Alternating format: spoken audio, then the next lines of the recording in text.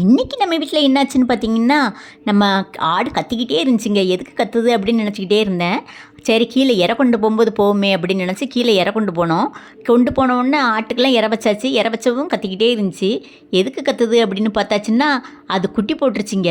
அதுக்கு எப்பயுமே 2 குட்டி தான் போடும். இந்த வட்டமும் 2 குட்டி போடுன்னு காத்திருக்கேன் காத்து நின்றுக்கிட்டே நிற்க 1/2 மணி நேரம் ஆச்சு.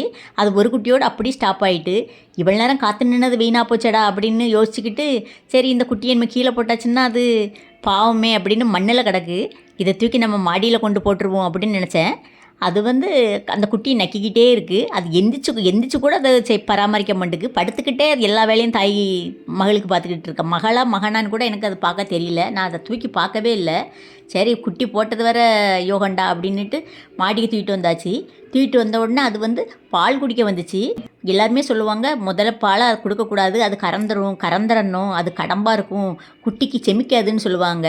இப்போ 2 குட்டி போட்டு அதுக்கு கொடுக்கலாம், ஒரு குட்டி போட்டு அதுக்கு கொடுக்கக்கூடாது, அது நிறைய பால் குடிச்சிட்டுனா செமிக்காமல் வயிறு ஊதிரும்னு சொல்லுவாங்க.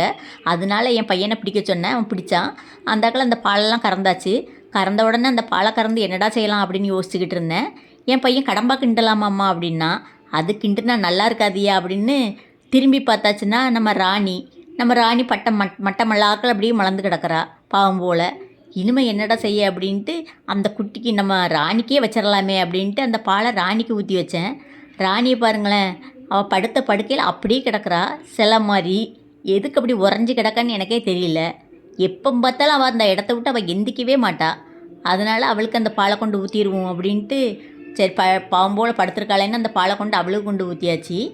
அவள் அந்த பாலை வச்சவுன்னா தான் எந்திரிச்சு குடிச்சிட்டு திருப்பியும் அதே இடத்துல அவள் போய் படுத்துட்டா பாருங்கங்க.